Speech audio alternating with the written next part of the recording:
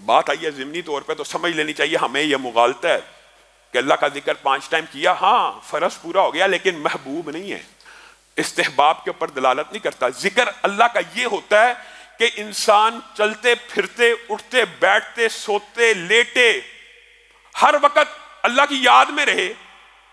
ہاں سبحان اللہ کہنا، الحمدللہ کہنا، ان کے فضائل ہیں، انکار نہیں ہے، کوئی انکار نہیں ہے، لیکن سبحان اللہ الحمدللہ کے بغیر بھی انسان ذاکر بن سکتا ہے۔ کس طرح؟ اگر اللہ یاد ہے، ہم نے سمجھا کہ صرف زبان سے سبحان اللہ کہہ دیا، الحمدللہ کہہ دیا، اللہ اکبر، یہ تو ذکر ہے، اور ہم زبان خاموش ہے، اور اللہ رب العزت کی یاد انسان کے دل میں ہے، اور اس کی یاد کی وجہ سے اور اس کے سامنے پیشی کے خوف کی وجہ سے انسان اپنے اعمال کو درست کر رہا ہے، یہ ذکر سے باہر ہے؟ ہرگز نہیں۔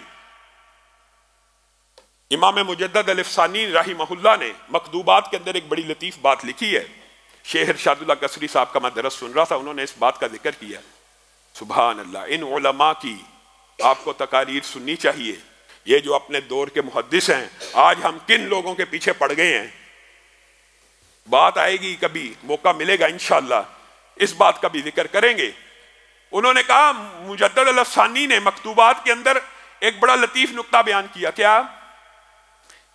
ایک بندہ تجارت پہ جا رہا ہے، دکان پہ جا رہا ہے، اور دکان پہ سبحان اللہ، اللہ اکبر، الحمدللہ پڑھتا جا رہا، پڑھنا چاہیے، لیکن حرام بھی کما رہا ہے، ناپ تول میں کمی بھی کر رہا ہے، فراڈ بھی لگا رہا ہے، جھوٹ بھی بول رہا ہے، کمائی کے وہ ذرائع استعمال کر رہا ہے جو اللہ نے منع کیے ہیں، تو یہ بنیادی طور پہ ذکر کے فلسفے سے غافل ہے، اس کو پتہ ہی نہیں ذکر کہتے کس کو ہے۔ ذکر صرف زبان چلانے کا نام نہیں ہے، ذکر اللہ کی یاد میں مستغرق رہنے کا نام ہے، چاہے زبان سے کوئی لفظ ادا ہو رہا ہے یا نہیں ادا ہو رہا۔ یہ رسول اللہ صلی اللہ علیہ وسلم کی بنیادی طور پہ زندگی یہ تھی کہ رسول اللہ صلی اللہ علیہ وسلم اللہ کی یاد میں ہر وقت مستغرق رہتے تھے۔ ایک بات آئی ہے تو سمجھ لیجئے، وہ یہ ہے کہ اللہ کا ذکر 24 گھنٹے مطلوب ہے، اللہ کو 24 گھنٹے مطلوب ہے، چاہے زبان چل رہی ہو یا نہ چل رہی ہو۔ ہم نے ذکر کے ٹائم مقرر کیے ہیں، کرنے چاہیے، اور یہ ہوتا بھی اس لیے، یہ جو رمضان کا مہینہ آتا ہے، یہ جو نمازیں ہیں 5 نمازیں، بنیادی طور پہ عقیم الصلاۃ کا جو قرآن پاک میں لذکری اللہ تعالیٰ رب العزت نے جو کہہ دیا کہ میری ذکر کے لیے، یاد کے لیے نماز کو قائم کرو، تو نماز بنیادی طور پہ اس ٹریننگ کا حصہ ہے کہ جو اللہ کی یاد کی طرف لے کے جاتی ہے۔ ان الصلاۃ تنہا عن الفحشاء والمنکر، یہ نماز 5 وقت آپ کو یاد کراتی ہے کہ رب کو نہیں بھولنا۔ یہ صرف ایک تربیت کا انداز ہے۔ یہ جو رمضان کا مہینہ آتا ہے نا، یہ دلوں کے اوپر سے جو زنگ کو اتارنے کے لیے ہوتا ہے کہ پورا سال غفلت میں گزار لیا، اپنے آپ کو رینیو کر لو، اپنی اوورالنگ کر لو، اپنی اصلاح کر لو، اللہ کی یاد میں مستغرق ہو جاؤ۔ تو بنیادی طور پر اللہ رب العزت ہر وقت زبان چلانے کو بھی نہیں، اپنی یاد میں مستغرق رہنے کو پسند فرماتا ہے۔ اور اگر بندہ یہ سمجھتا ہے کہ میں ذکر بھی کر رہا ہوں، نماز بھی پڑھ رہا ہوں، حرام نہیں چھوٹ رہا اور جھوٹ نہیں چھوٹ رہا اور بے حیائی نہیں چھوٹ رہی، تو اس کو خالی زبان سے سبق سنانے کی عادت تو پڑ گئی ہوئی ہے، دل میں اللہ کی یاد موجود نہیں ہے۔ خالی سبق سنانا، نماز آج ہم پڑھتے ہیں، سبق سنانے آتے ہیں، آئے حاضری دی، سبق سنایا، اللہ کو سبق سنا کے چل دیے، اور پھر لوٹ مار شروع کر دی، پھر بد اخلاقی شروع کر دی، پھر نظر بازی شروع کر دی، پھر انٹرنیٹ کھول لیا۔ یہ ذکر اس لیے ہے، ذکر تو اس لیے ہے کہ تجھے تیری نماز فحاشی عریانی بے حیائی سے روکے، یہ اصل ذکر ہے، اور ہر وقت اللہ کا ذکر ہونا چاہیے۔ اور یہ میں آپ کو بات بتلاؤں، یہ میں بات ایک غیر حقیقی یا غیر زمینی حقائق کی بات نہیں کر رہا، دنیا میں ایسے لوگ موجود ہیں، ہمارے اسلاف کے واقعات موجود ہیں جنہوں نے ایک ایک لمحہ اللہ کو یاد کیا، ایسے ایسے محدثین گزرے ہیں۔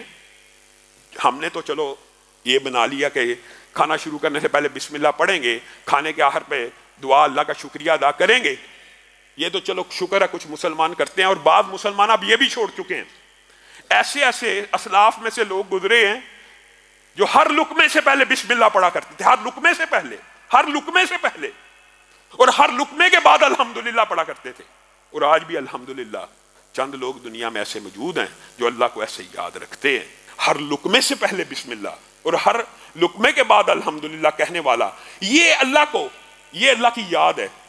اور آپ حیران رہ جائیں گے، ایک مثال آئی ہے ذہن میں، آپ باتھ روم جاتے ہیں، بیت الخلاء جاتے ہیں، آپ جس عالم میں ہوتے ہیں، آپ کو پتہ یہاں پہ تو ذکر کرنا کس نے منع کیا؟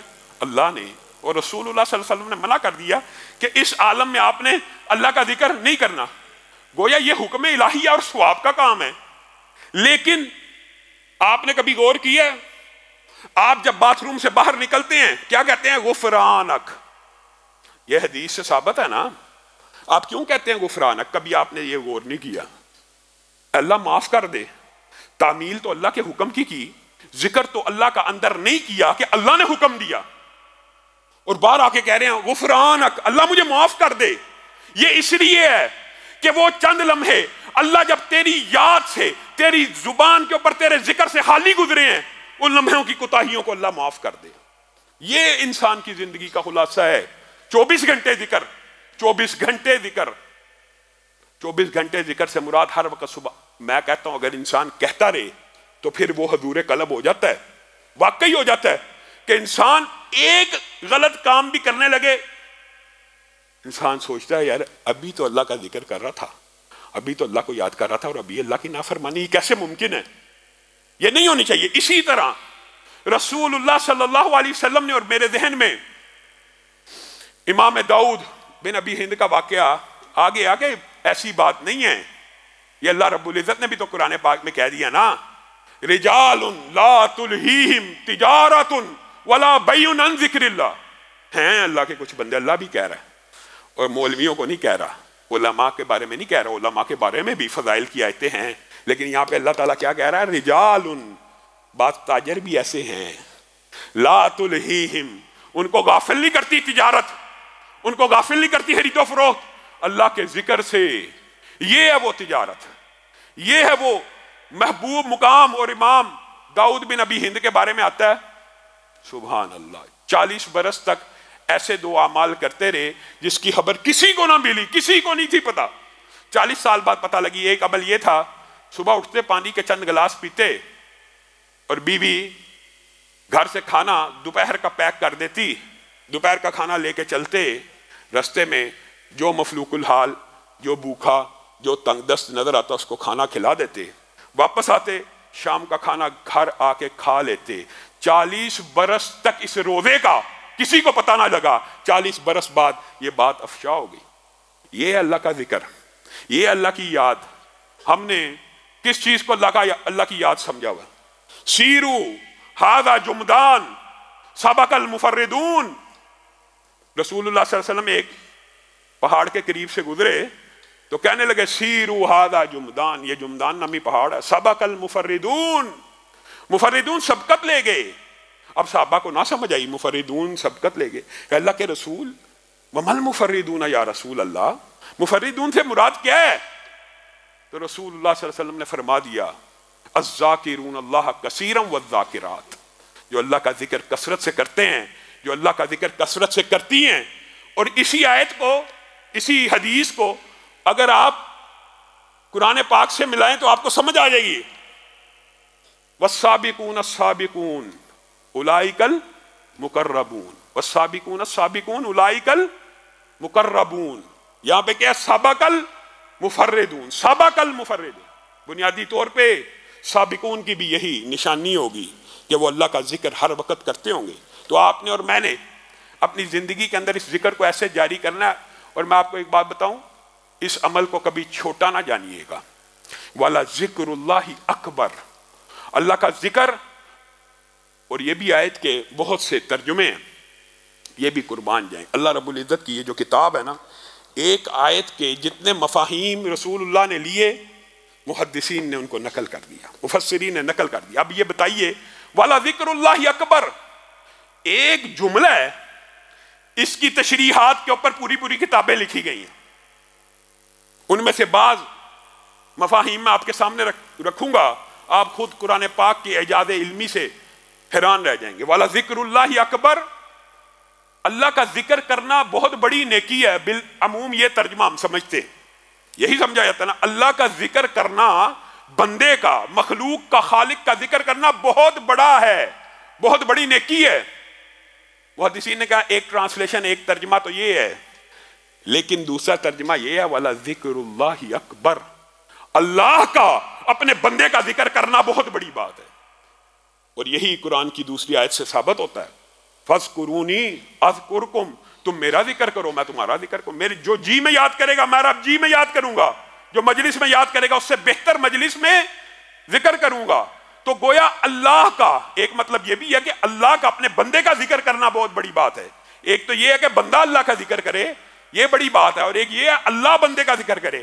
اور تیسرا مفہوم محدثین نے یہ بھی لکھ دیا کہ ایک مطلب اس کا یہ ہے والا ذکر اللہ اکبر، یہ جو ذکر ہے یہی وہ بلند ذکر ہے جس سے اللہ تعالیٰ سارے گناہوں کو معاف کر کے بندے کو جنت میں داخل کر دیتے ہیں، اور یہی وہ ذکر ہے۔ پھر بعد حدیثیں بھی لے کے آئے، خیر یہ ایک الگ باب ہے، بات ضمنی طور پہ آئی ہے تو دماغ اس طرف چلا گیا۔